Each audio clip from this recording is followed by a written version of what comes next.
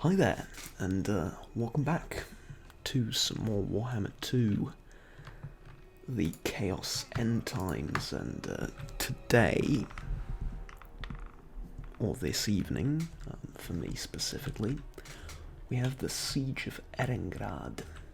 Now, unfortunately or not, Erengrad is not a custom location from the GCC M mod,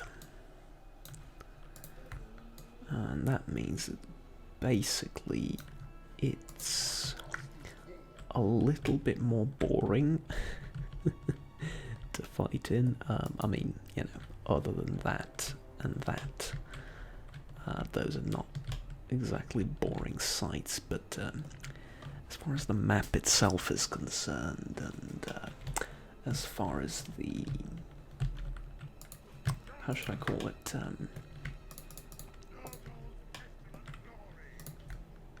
the battle itself, I suppose, and the course of the battle itself is concerned. But to the credit of the Kislev defenders, that does mean that Erengrad will also be a little bit more difficult to take in the initial stages, because a lot of the custom settlements are built around the idea of a layered defense. So, when and if the enemy gets across the sort of choke point or scales the ladders or whatever, there is after that another defense.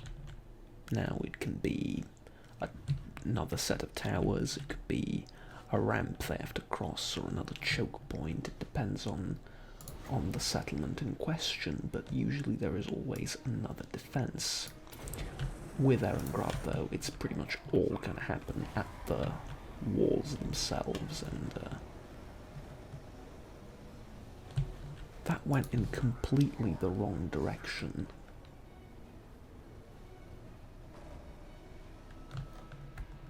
And it's annoying me immensely. Well, not really, I mean,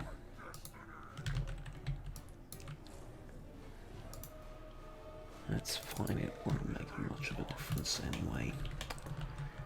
I wonder, can I... No, I can't hit the gatehouse. Actually, maybe I'll be able to do that. No, maybe not. Okay. Let's try and hit the...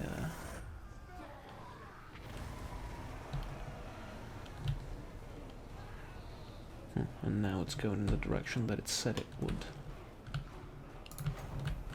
Weird little thing.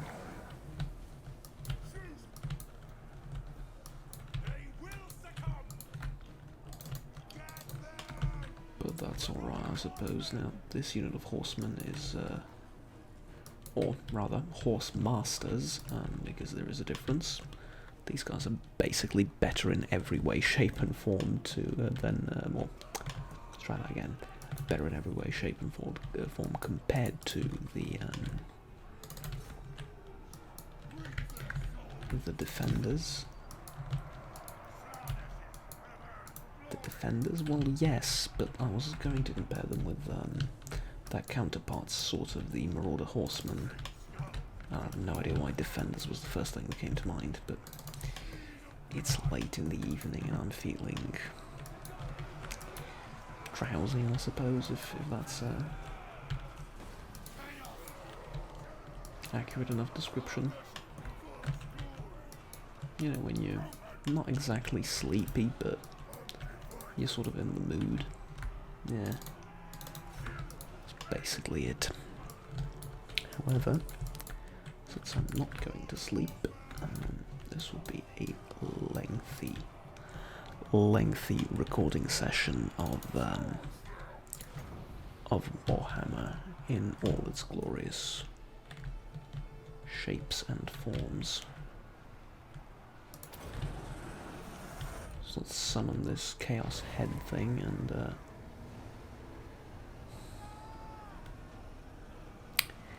it really doesn't do a lot of damage. I mean, Archaon's basically killed nobody.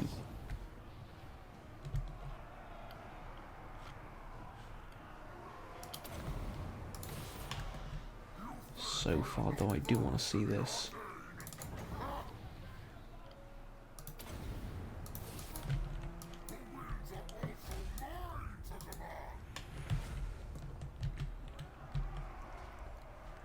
Yeah, I'm afraid Kislev stood no chance. I almost want to summon the head thing up on the walls. I can't, unfortunately, but I still kind of want to. Killed one guy, alright. That's something, I suppose. Really not impressed with Archaon's magics in this siege battle, but brute strength managed to see us through relatively easily.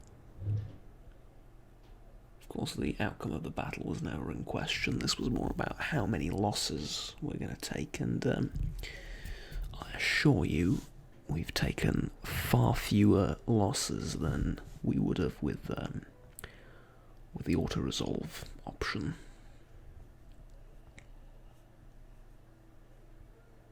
Now then,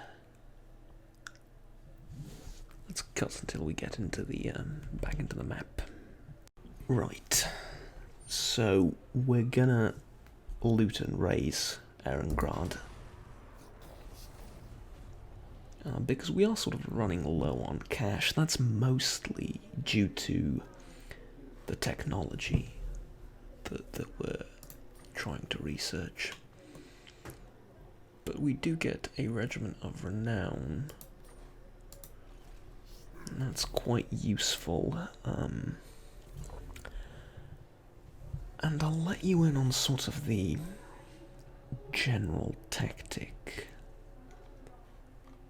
I have for now. We'll get a mount. And I kind of want Lightning Strike soon, because that could save our lives if, at some point if push comes to shove. Now, let's encamp, and that's about it for this turn. But the overall plan for the future is this. Continue to upgrade Archaon's Horde, and eventually recruit either Koleg or... I need to awaken 4 tribes to get Sigvald the Magnificent.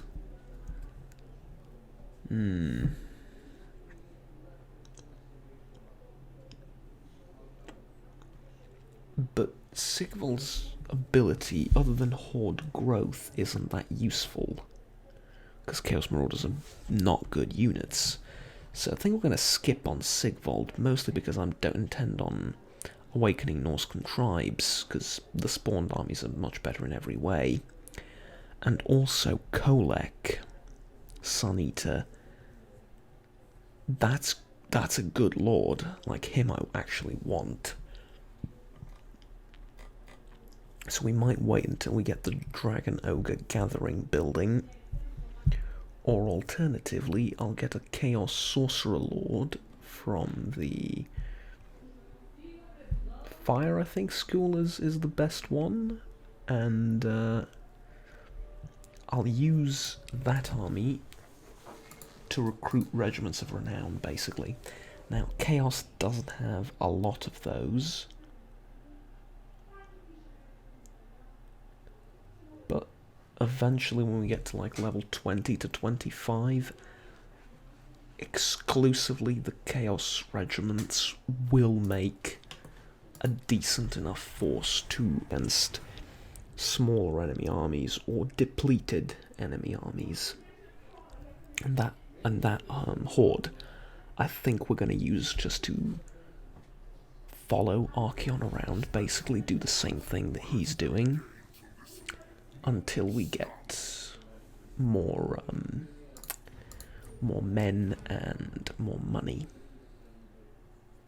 Actually, primarily more money, and then men come afterwards. And look at that. Although this army was utterly decimated, Kislev has just been razed to the ground, and there is 100% chaos corruption. I need to move a character over there, that's interesting. For the Slayer of Kings trait. Okay. It appears that our quest will have to wait, because apparently we're going in that direction.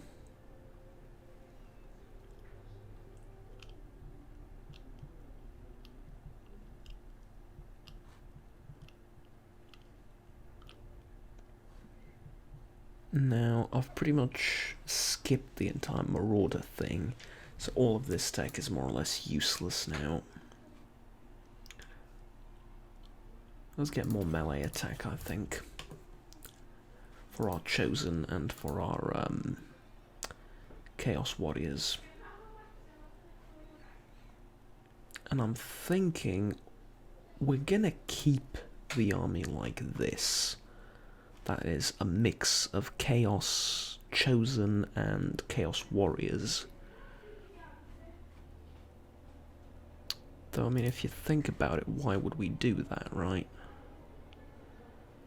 Because Chosen are better in basically every single way. I guess income is one concern. So fair enough, I suppose.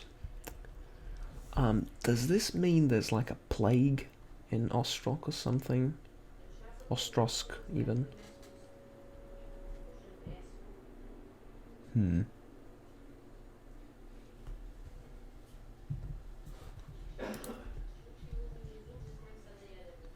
Now I believe I'm targeting this. Oh, maybe I'm not. Yeah, it looks like I'm not. I would like for the armies of chaos to go after the Hell Pit, if at all possible. I think that would be greatly beneficial to us all. But until something like that transpires, we have to attack Fort Ostrosk, and the garrison is heavily depleted, probably due to this like plague thing happening. I have no doubt that it's the Skaven's doing, but this I need to, actually I don't need to fight it out. We lost the Chaos Poison Hounds. Yeah. The reason I didn't need to fight it is, oh, that's the end of Kislev too. I thought they had territory like, well, maybe I should have fought that one, but it doesn't make much of a difference, because the reason being, I'll just recruit the Warhounds again, and that'll be fine. I've lost nothing, and I need to go to this camp over here, because that's my only mission right now for the Slayer of Kings. So yeah, I need to get the entire horde moving over there, or I can just get one character, but as you may notice, we only have one character. So that's what we're doing.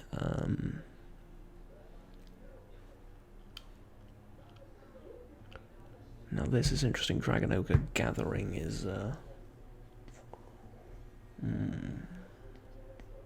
it is something I'm interested in. So is the Arcane Vortex, though. But I don't need the Arcane Vortex now. what I would like are shrines. Crone, Nurgle, and Tsench later. Tsench is like endgame. Crone or Nurgle is what I need right now, and I can get one next turn. Or I can grab a Ruinous Warhost, and I think that takes priority, simply because it increases growth as well. And then +5 melee attack for Chosen. I'm going to pair that up nicely with Supernatural Prowess as well. And that should buff our Chosen and Warriors to a significant enough degree, quite unstoppable for the foreseeable future. They should be quite tough, with all the extra added buffs from both Archaon, the tech, and the buildings. And that really is going to be the focus of Archaon's army.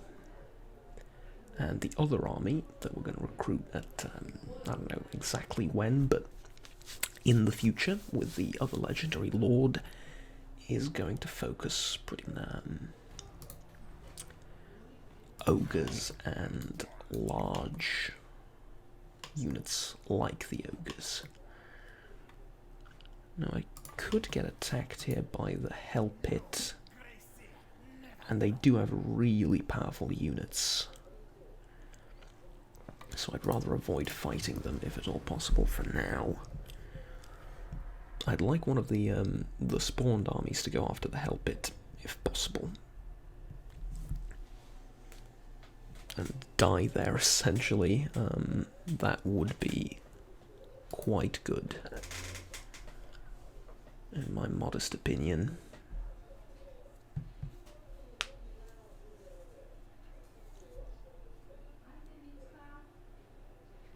But they seem to be more interested in the Empire for now, as they're actually besieging, what is this? Beckhafen. And Beckhafen isn't that well defended. Beckhafen might actually fall, which is moderately amusing.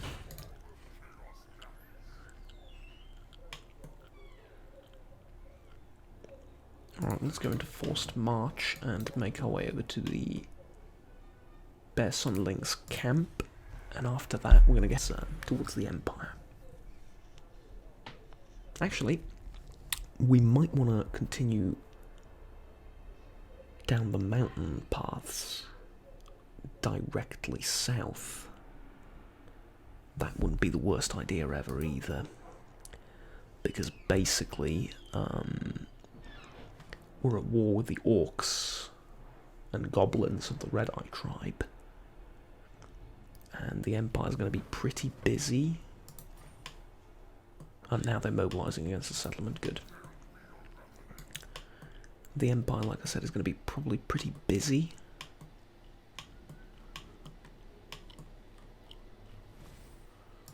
With everything. So, quest issued, what is this? Win the battle. Oh, it's a quest battle, right. Ah, and I know the story behind this quest battle, so yeah, we're going to get to that. I think we have a strong enough army to defeat whatever is here. Yeah. Zazel Godslayer. There's 2 Hell Cannons though. I can take him out with Marauder Horsemen or the Warhounds. It's not a terrible thing. Another semi-annoying thing, I suppose. Well, not really that, but a little bit peculiar, let's call it, thing with Archaon is the way he sort of... Ooh, that's interesting. They're mobilised against some of the Chaos Hordes, and they've taken Prague. Interesting, okay. I'm going to head down south again and clean up, basically. I'm assuming the Empire's going to try and recolonise some of the Kislev lands, like right here. They're going to take back Erengrad and stuff like that. I kind of want that to happen anyways, because I'm alright with slowing the campaign down a little bit. I mean, I've already taken out Kislev, and that is just going to continue to spawn more and more troops. So, sorry about that. Like I said, it's going to continue spawning more troops, and we want that to we want to slow the entire process down, because it'll just start snowballing down south from there. And yes, their pathfinding and their tactics are not the greatest, but they will continue to raise settlements as they head south. And yeah, we want to give the Empire a fighting chance, let's say like that. And I think that's exactly what I'm doing right now with my focusing on the quest battle rather than. But for all of Kislev to fall that quickly, that is certainly interesting and unusual for the Warhammer world, at least. Because Kislev are a bunch of tough bastards. Now, I didn't expect the Skaven to be that much of a problem, but I think they're going to lose the Hell Pit, and that'll be sort of the end of them. I did find an ambush down there, doesn't matter. Weapon damage, a brutal business. Plus 20 weapon damage for all armies of all factions. For 10 turns. That helps me in this particular quest battle. Holy mother of... Wow, that is tough. Yeah, that is seriously tough. Alright, let's try it then. I've set up the army in what is effectively just a giant line. And, well, let's go. The Hell Cannons are gonna... Well, yeah, just watch.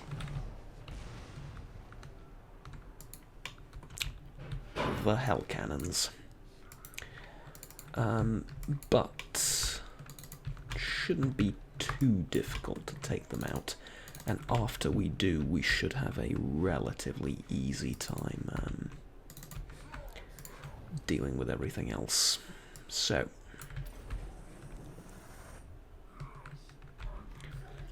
also, now that Archeon is on his steed, this actually helps a lot with the spellcasting and everything, so I'm actually kind of happy about the entire situation.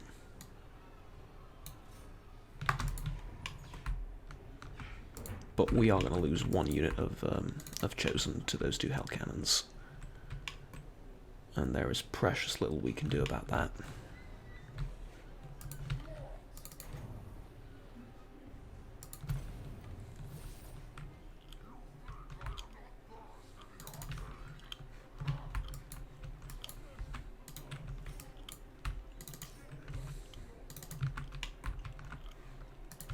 Right, here we go.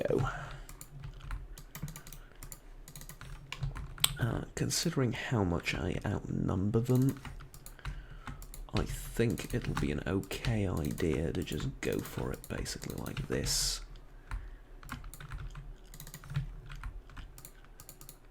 And try and brute strength my way through. I think that would be rather effective, all things considered. More magic and sorcery and other manners of bullshit. Speaking of, though, I have my own sorcery. Thank you very much. Alright, that was honestly quite effective. But we're not exactly killing the Hell Cannon. Well, we're kind of killing it, but we're not killing it. Essentially, could be better, could be worse.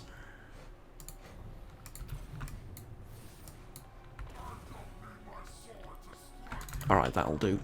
We'll run away. I do have a few stories regarding the battle itself, and why I find it a little bit, I almost want to say peculiar, and maybe unrealistic is the wrong term to be using here, but a little bit odd, let's say, in multiple ways. And that is because Archaon arrived, as chance would have it, to take the sword, the Slayer of Kings, which is one of the Chaos artifacts that he needed. And I like that this is a living thing, that it's like, it's still, the bloody thing is still going.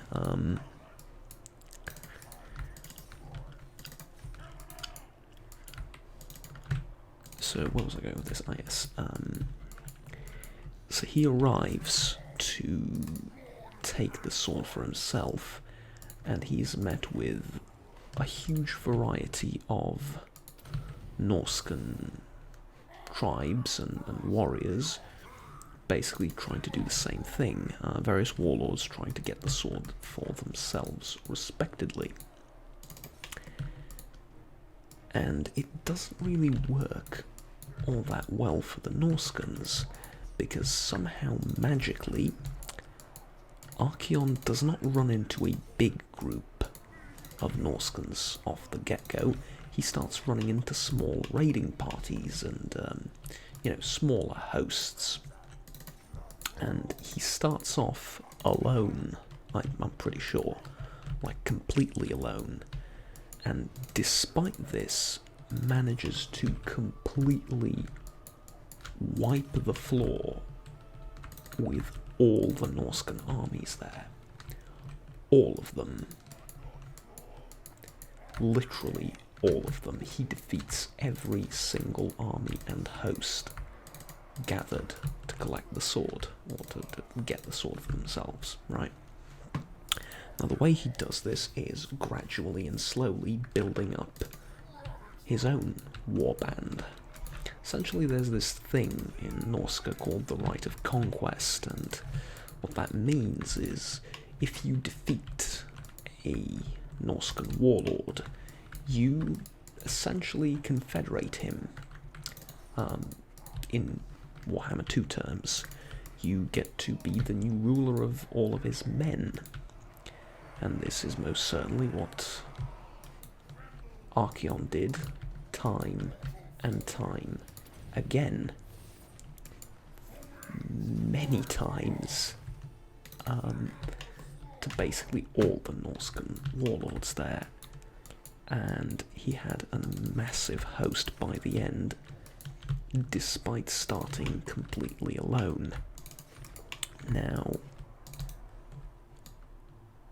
even if I'm willing to believe that this one guy could duel his way past the first few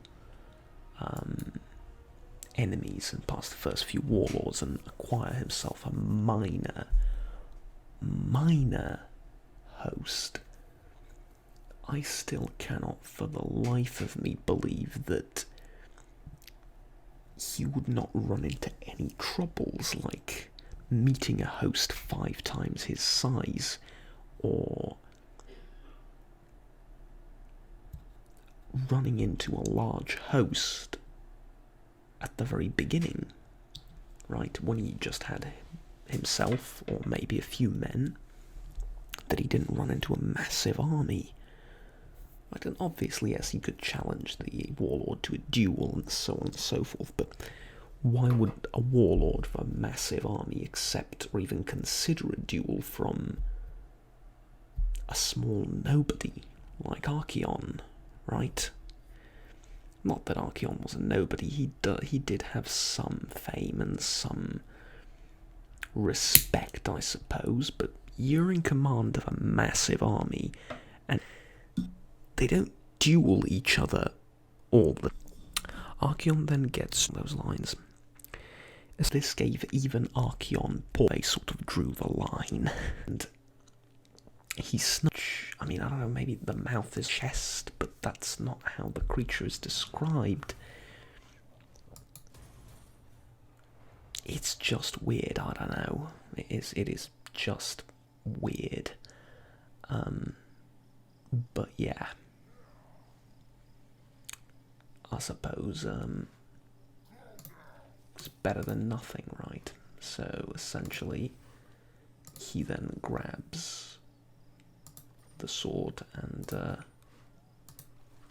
you know, bobs his uncle. He's got the sword and he's quite happy about it.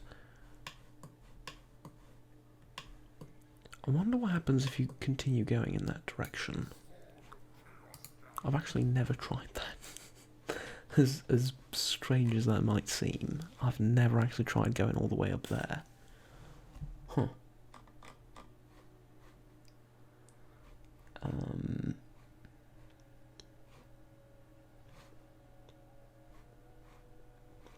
I want Lightning Strike, and I'll take Ruination. Ooh, I get 2 more though, that's good. I'll get the Grand Marshal of Chaos as well. And then...